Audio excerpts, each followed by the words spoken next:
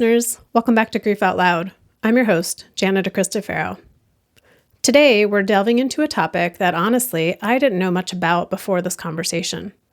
So it's great that Jennifer Wiles, director of the HEARTplay Program in Massachusetts, agreed to come on the show and talk to us about how to support children with autism who are also grieving. When Jennifer and I first talked about the possibility of doing this episode, it was February. And thanks to schedules being what they are, it wasn't until this month, April, that we were actually able to record. And April is Autism Acceptance Month, which provides the perfect backdrop for this important conversation.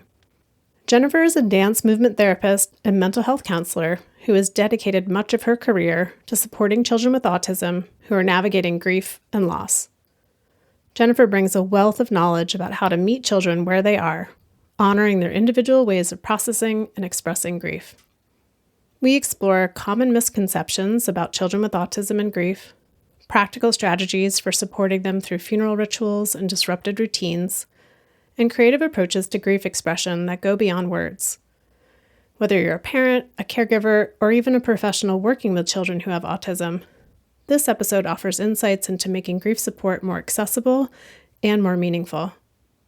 One of Jennifer's biggest motivations in doing this work, as well as being on this episode, is to ensure that parents and caregivers of children with autism don't feel alone, especially when their kids are grieving. One note before we get started. After we hit stop recording, Jennifer wished she had mentioned one other resource that she finds valuable in her work, and that's a kid's book about grief, written by Brennan Wood, the executive director of Dougy Center, which is the program that produces this show. Okay, here's our conversation. Jennifer, thanks for making time to come be on Grief Out Loud.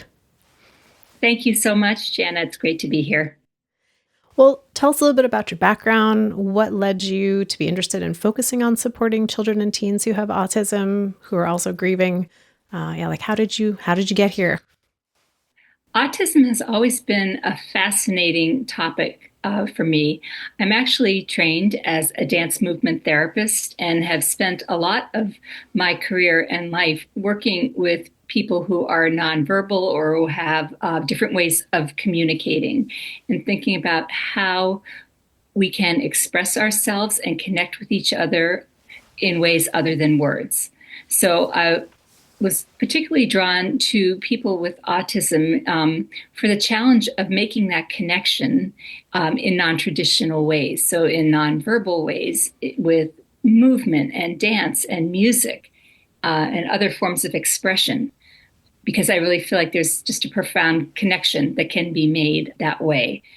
That interest led me to build a whole dance movement therapy program in the greater Boston area, working with children with autism with dance and movement. And since then, working as a mental health counselor and running a grief support program for kids and families, this became a real interest of mine to be able to support people with autism in grief and loss. I love how those two things sort of came together, Yes. These two interests of yours. And before we delve more into the conversation about supporting kids and teens with autism who are grieving, can you share a little bit about language? We talked a bit before we started recording of, what language are we using and why in this format? I think this is a really important topic to discuss and to clarify. We've heard words like neurodivergence, neurotypical, neuroatypical, autism spectrum disorders, Asperger's syndrome, autism. And people will often ask me, how do I know which word to use? Which word is, correct or appropriate? And my answer is there is not one specific word. My rule of thumb is always to ask either the person involved or the family about which term they prefer. I think for the purposes of our conversation today, we're going to use the word autism because we're going to speak specifically about the nuances and the range of issues that may come up for this particular group of people. But I always say, too, if you feel like you've made a mistake when you are speaking to someone and perhaps use the wrong word, I think it's just great to apologize and move on. That the term isn't necessarily the most important thing. We also really want to be respectful of person first language. I know many folks are really aware of that, of the person first. So a child with autism rather than an autistic child, that everyone is a human being first. And again, that's another area where it's so important to ask the people you're connecting with, right? Because there are so many folks who do prefer to say, I am an autistic person or I am autistic. And for this conversation, as to people talking in this sort of a grief professional realm, deciding to use kids and teens with autism. So just to acknowledge that that's kind of where we landed. Yes, and thank you for that acknowledgement. I think that's really an important and respectful place to start as well. So let's start with, what do you perceive are some of the common misperceptions or misconceptions that we have around how kids and teens with autism respond to or process grief? And we're talking about grief in this context, really around grief from a death loss. So I think the most common perception is that sometimes these kids are not grieving. They don't care. They are not showing outward emotion, so that they are oblivious to the fact that there has been a death, or they are responding so strongly that it's thought to maybe be not about the death itself, but their own intolerance for the topic. So what I mean by that is that I think sometimes it takes these kids a while to fully understand the concept of death and what has happened, and to be able to process it and then to express it. But often there's this misconception that they don't care. They are not feeling this. They do not understand because they are not reacting in the ways that we typically think people might respond to a death loss. I think the other part of that, too, when I was saying about those strong reactions, and it's often in terms of a change in a schedule or a routine, that they often are responding more to that than to the actual event of the death. And with that comes that misconception that there's not a feeling about the death and the loss, but rather about the change in their routine. It's reminding me of things that I've heard from parents and caregivers of kids of all ages, thinking particularly about maybe younger kids, where they hear that a parent has died, that someone tells them the news, and the first thing they say is, well, who's going to make my snack after school? Right. Right. And that as human beings, we're often like, how is this going to impact me personally, even on the day-to-day, before maybe even being able to touch into the emotional response or reaction to it? I think that is so true. And it certainly is not specific just to kids with autism, is it? It's more a consequence of how is this going to affect me and impact me. I think sometimes kids with autism don't have that same filter of being able to articulate that in a way that is acceptable. So you're right. You're right. And many of the things I think we'll be talking about today do manifest in all kids or even all humans, really. It just sometimes is more apparent and overt in kids with autism. You've spent a number of years working directly with parents and caregivers of kids who have autism. From that work and from your own personal experience, what are some of the ways that you see or have heard about grief and loss showing up for kids and teens with autism that maybe does stand out to folks as seems different or confusing or hard to read in some way? Well, I think there's the very public face of death often. All of a sudden, maybe a family is in the public eye. Maybe there's a lot of people, say, in and out of the family home. Maybe there is a public event such as a funeral or a memorial service or a celebration of life. So the privacy that often families really do need in order to fully care for a child with autism is all of a sudden taken away. And there's this very public facing experience of death.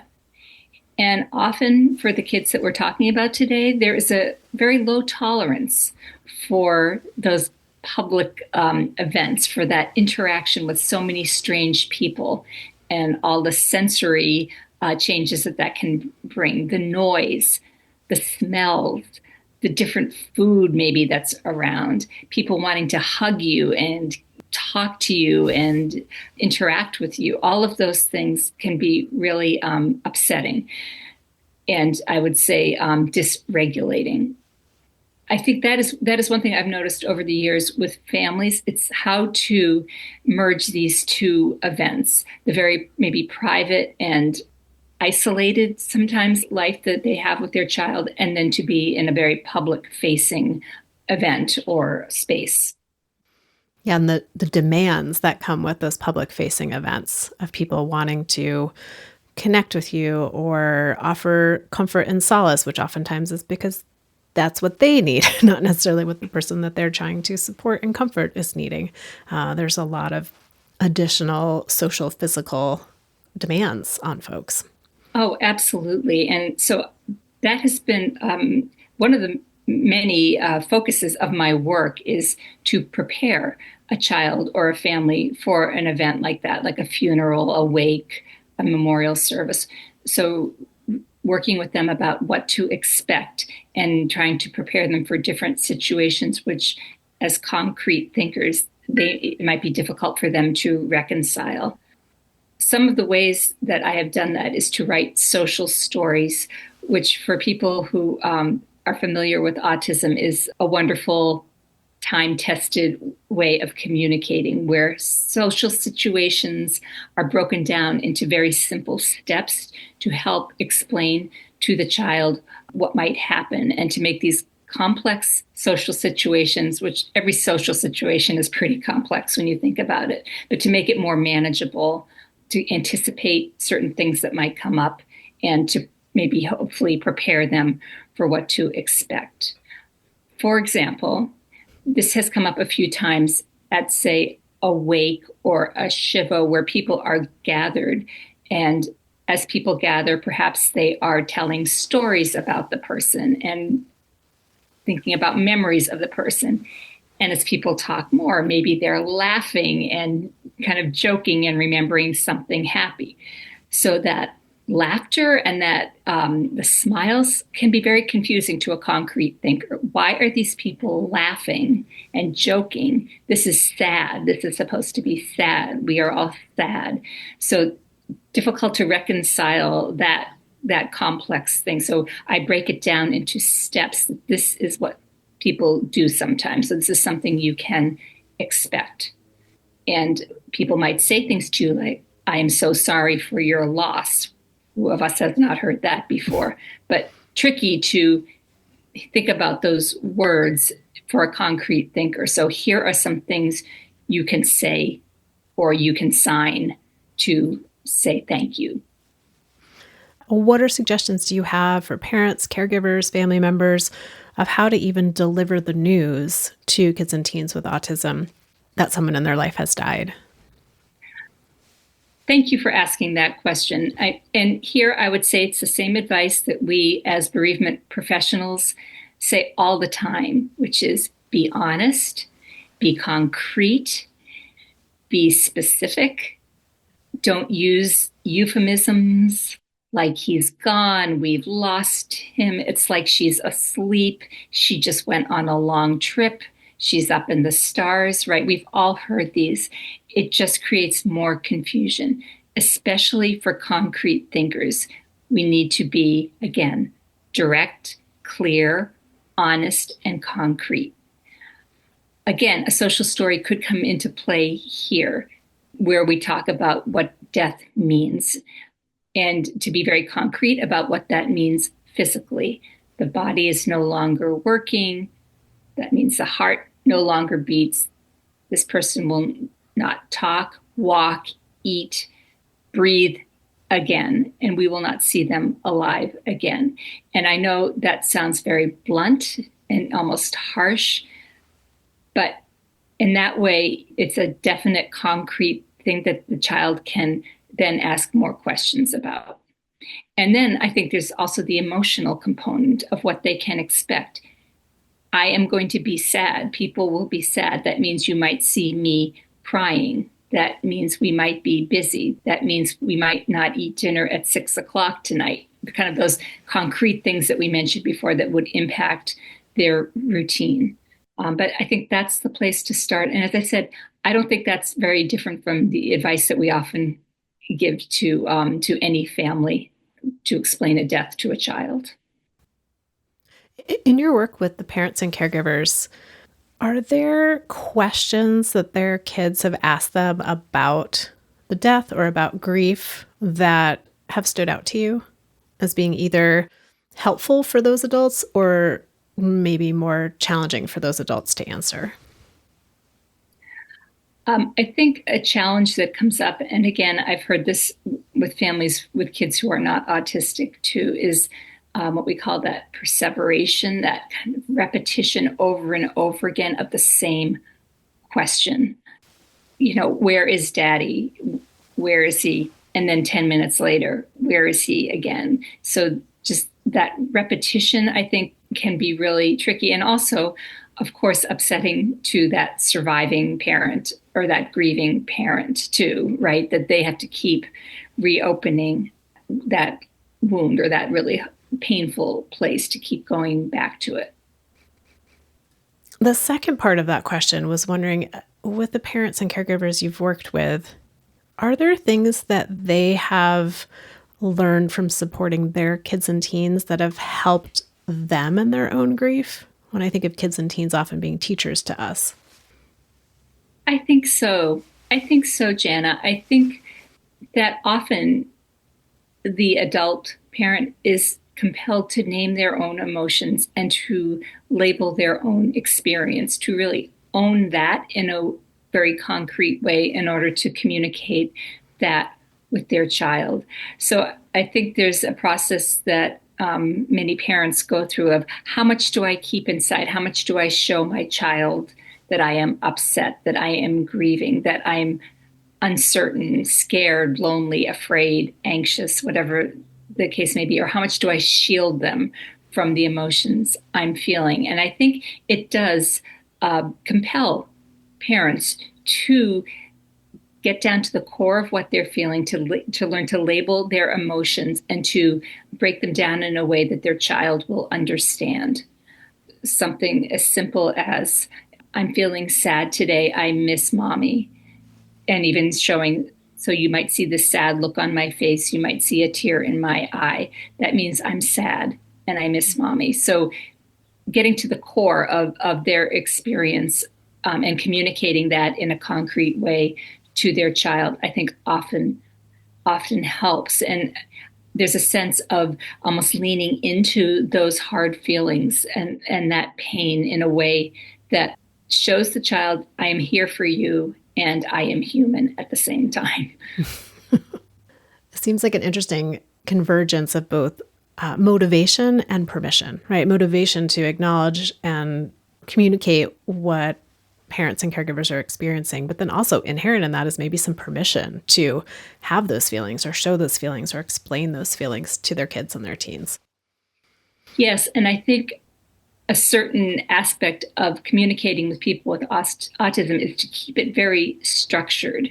So we break it down into smaller, more manageable bits. I think that's a helpful technique for anybody, honestly. These big emotions of grief, we talk about the waves of grief, these big feelings washing over us.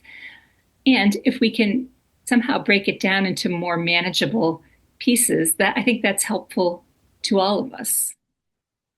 A particularly profound aspect of the grieving experience for families with a family member with autism too is just the accumulated grief and losses that have happened over their lifetime before the death has even occurred.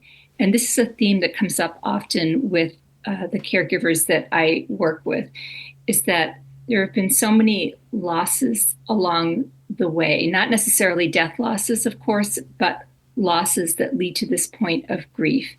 For example, loss of friendships. Maybe their child cannot tolerate, the big birthday parties and the big community get-togethers and the playground even, where typically, parents, caregivers can connect. that doesn't often happen. Those invitations stop coming, even with family members and family celebrations and holidays. Often these families are not participating in those things. And then as the children grow, maybe they're missing those typical milestones that people are celebrating, everything from getting your driver's license to, graduation to going to college, or any of those things that maybe families really look at as milestones to be celebrated are also almost brief anniversaries for some of these families. So by the time a death happens, they're very familiar, I think, with that feeling of grief and loss and the many accompanying emotions and experiences that come with it. It strikes a certain chord in these families, and it strikes deeply. Our show is so focused on death loss, or, occasionally we'll have episodes with people who are dealing with an advanced serious illness and maybe facing a death loss in the future.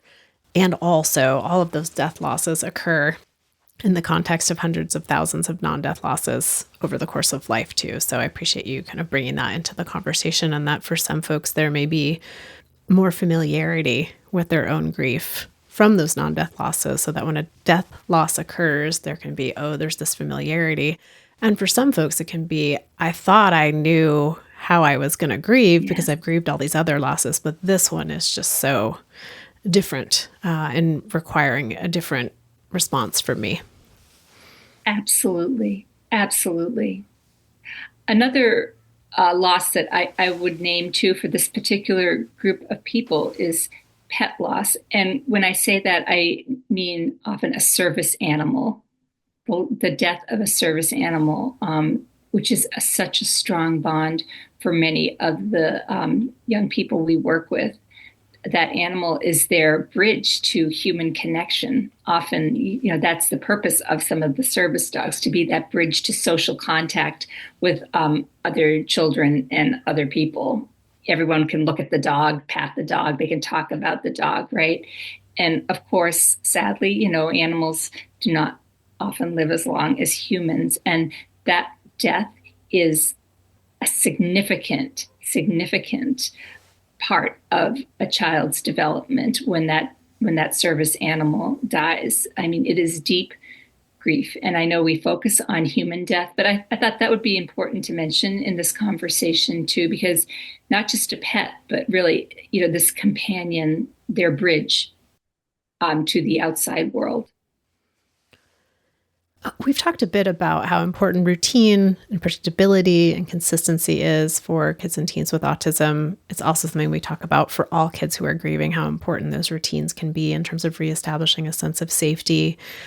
Are there particular suggestions you have for families, knowing that there can be a lot of short-term disruptions to routine, but then there can also be these longer-term disruptions too, in terms of helping with that transition?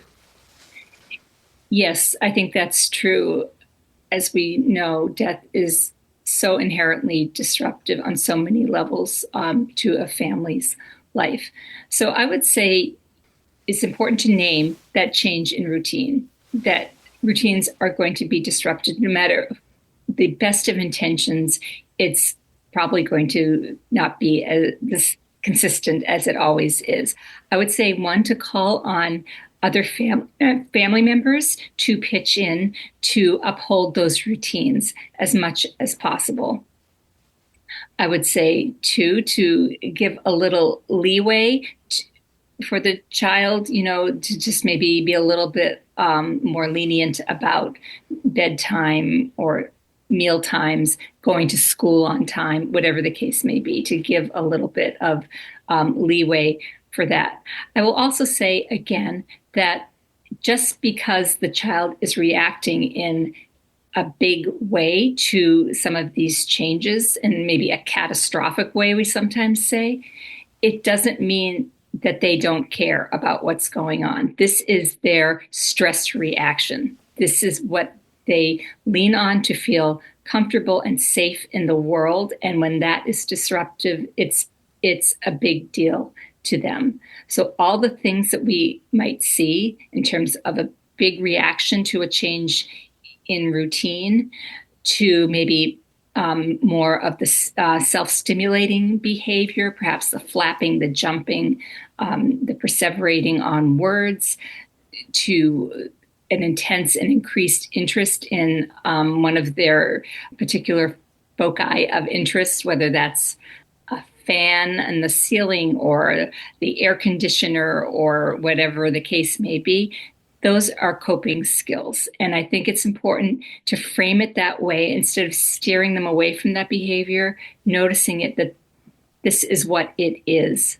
This is their way of coping and their way of processing what has happened and their way of managing their own anxiety around these changes.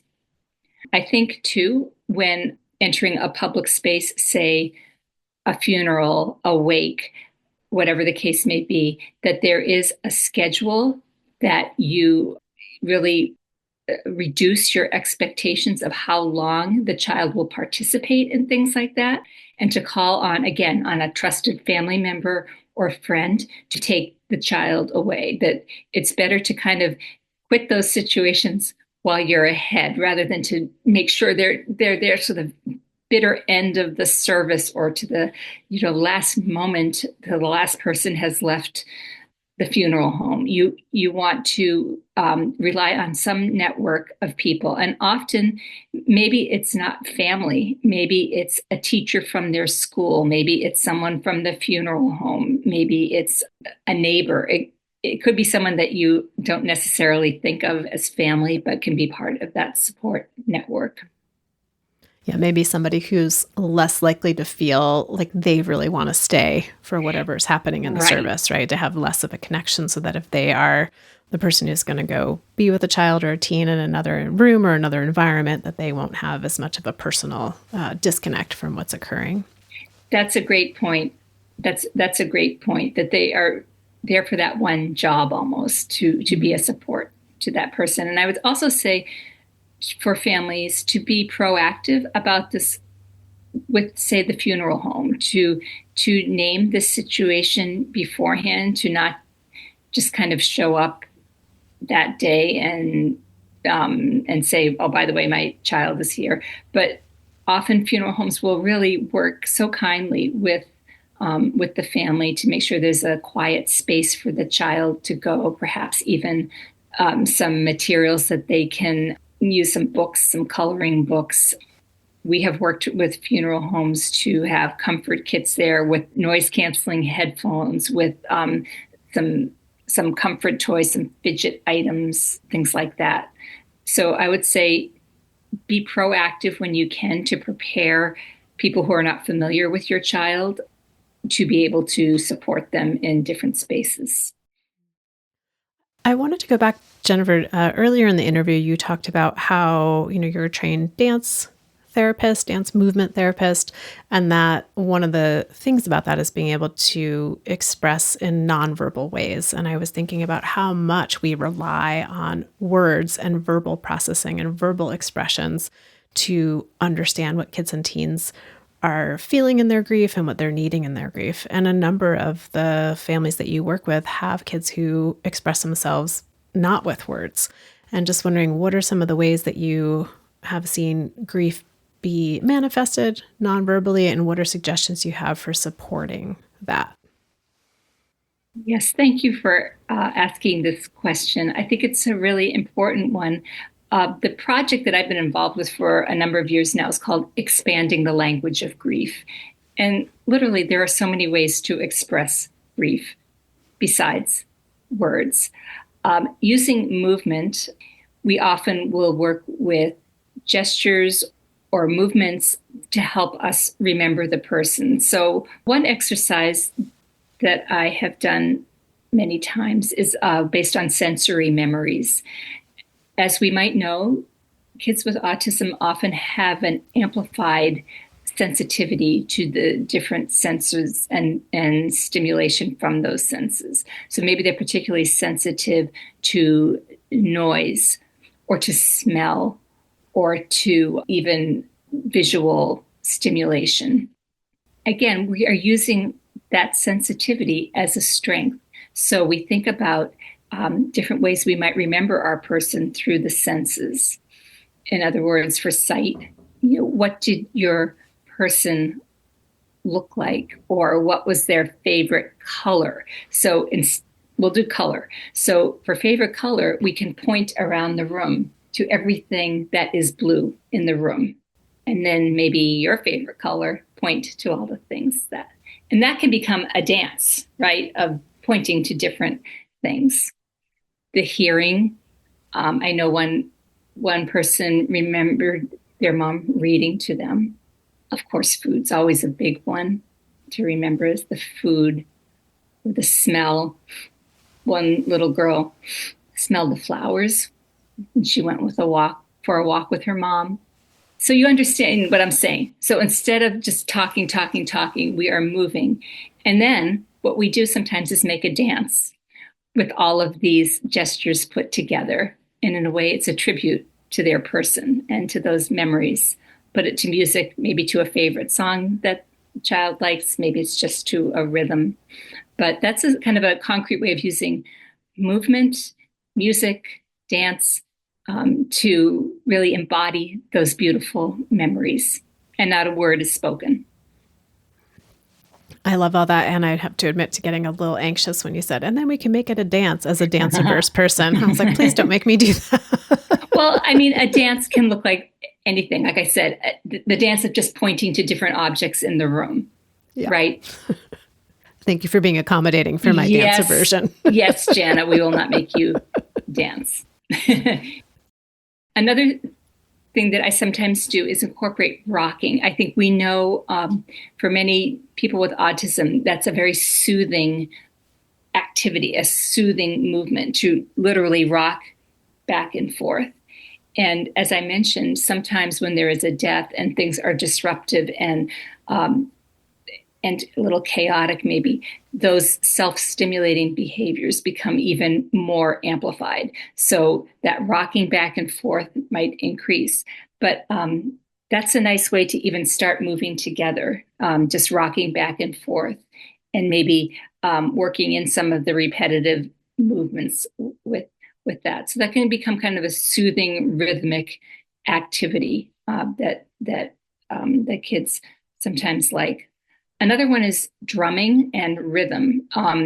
We know that rhythm and consistency is very grounding and centering and regulating for people. That rhythm of life, right? The heartbeat. We know that's a consistent rhythm for all of us. And it helps us when things feel chaotic to come back to that consistent rhythm. So we do use drumming a lot with kids to calm, to center, and to focus. Those are such helpful, amazing suggestions, and appreciating all the ways that it accommodates different expression, but also tapping into like what's someone's instinctive way of self-soothing or coping. For any of us, I think about like what are our natural go-tos, and how can those then be incorporated into or reframed as, oh, this is someone expressing their grief in a way that feels soothing to them. Absolutely. And thank you for picking up on that. I think the major approaches with dance movement therapy just resonate so well with the grief work. So we always believe in ritual of starting or ending a session with ritual. So it's a very expected part of the session, that they know this is the start of the session and this is the end of the session. And speaking with so many caregivers of people with autism, I think parents of all kids, that bedtime routine is so important, that consistency, knowing what we do every night before we go to bed, etc. That's just the fabric of our daily lives often is ritual. So that's really important. And then again, with dance movement therapy, there's this attunement piece. We talk about attunement, really witnessing the person, really noticing where they are, observing their posture, their gestures, their stance, their energy, tuning in, literally attuning to them. And then we talk about mirroring, which is not mimicking what they're doing, but picking up on those movements and doing them with the person. In moving together with the same movement, again, you're saying, I see you, you matter, I am witnessing you, and I am with you in this space. So it's not a making fun of or mimicking, it's a moving together, that mirroring. That's real validation for people to feel seen and heard. And then we talk about kinesthetic empathy. That feeling, I am with you, we are moving together, I am feeling what you are feeling in my own body. So there's this real connection there. And we talk about the therapeutic movement relationship that comes with that, of moving together rhythmically, of being witnessed and seen, of actually feeling those similar feelings empathically together. So that makes up a lot of our sessions too. And you can see those concepts really are part of, as I said, the fabric of all of our lives. That's how we connect as human beings. It's just sometimes a little different when someone is not verbal or has different ways of communicating. One thing I'm wondering about, Jennifer, we talked about the rhythm of just our emotional expression and the rhythm in the dance connection, the kinetic interaction with someone. I'm also thinking about the rhythm of the calendar when it comes to grief. So birthdays, anniversaries, other significant days. What suggestions do you have for parents and caregivers in supporting kids and teens with the approach of those significant days and the actual event of those significant days? Yes, this is a question that comes up all the time for almost every family, honestly. And I think it's really important to discuss. I will often say it's often probably a good idea to have a plan, even if you decide that day to scrap the whole plan. I think it's good to mark it. I think with kids with autism, it's good often to keep it very short, simple, and manageable, but to take a moment to mark that day in some way. It could be something as simple as lighting a candle together as a family, or often families in our programs, will make a simple luminary with even a piece of vellum paper in a cone with a tea light inside of it, right? Just something very simple, but that act of doing it together, of almost, quote, ritualizing it. Other families I know will do something as simple as, throwing a stone into the water, just something, even just taking a moment to name the person or to sign the person's name, to look at a picture, to somehow mark that day. I think it's important to have a mark in time about it. But again, keep it simple, manageable, something that everyone can participate in. As we come to the end of our conversation, Jennifer, I'm curious, what resources would you recommend for families who are looking for more support with kids and teens who have autism and who are now dealing with grief too? Thank you so much for asking this. I would say my number one resource that I recommend is through the National Alliance for Children's Grief. We have developed a toolkit there that you can access through their website, nacg.org. It's a toolkit for supporting children of all abilities who are grieving. And it has different sections in it. There is a resource section there. There is a section on frequently asked questions. There is a section on activities that you might want to try. And there's a section on best practices. So some of it, might apply more to a bereavement professional, but certainly many parts of it could be used by families and caregivers. There's a couple books that I have found really helpful over the years. There's a series of books called I Have a Question About ... And there are 3 of them in that series that I know of: divorce, cancer, and death. And the authors, Meredith Polsky and Arlen Gaines, have used graphics very similar to that used when we're writing the social stories, these kind of pictogram graphics. again, breaking down these complex situations in ways that I think are very responsive to the needs of children with autism. Asking those questions: what is death? What happens when somebody dies? What can I do now? Those sad feelings. How can I go to school? Very concrete questions. I have had a really good response from that book. There is understanding death and illness and what they tell us about life. That is, I would say, for maybe older kids, where hundreds, I think, of topics are explained in a very concrete way in paragraph form. And then there's a series of questions and check-in questions that follow each short paragraph of the topic. And it's anything from what does it mean when someone says pass away, to what happens when someone is very sick? How will I know if someone is at the end of their life? What does death mean? Very, very concrete questions and very concrete answers. That book is by Catherine Faherty, Faherty. And how about your own work, Jennifer? If listeners are like, I want to connect more with Jennifer and hear more about what she's doing, where can they find you? Oh, thanks for asking. So I am the director of the HEARTplay Program, and we have a website that lists lots of resources for people with autism and grief. We have social stories that folks can download on the topics of what is death, what is grief, what to know about attending a funeral, and other topics that you can access on our website at no cost.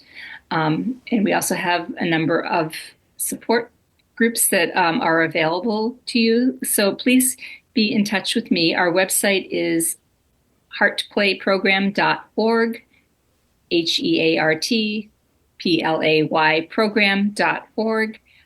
And I think that's probably the best way to reach me.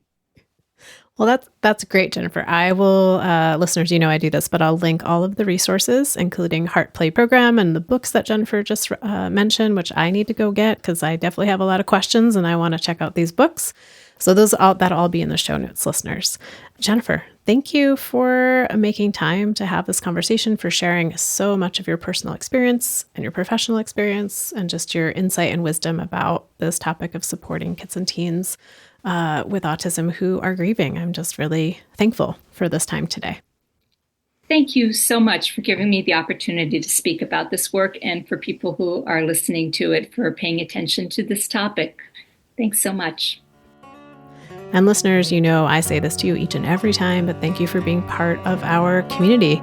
A few of you have emailed me recently, and I so love hearing from you. So if you'd like to reach out, you can email me at griefoutloud@dougy.org. That's DOUGY.org. That's our main website where you can find all the information about Dougy Center's local programs, all of our tip sheets, activity sheets, and of course, each and every episode of Grief Out Loud. The show is sponsored in part by the Chester Steffen Endowment Fund, and Grief Out Loud is a production of Dougy Center, the National Grief Center for Children and Families located in Portland, Oregon. Thanks again for listening. We hope you'll join us again next time.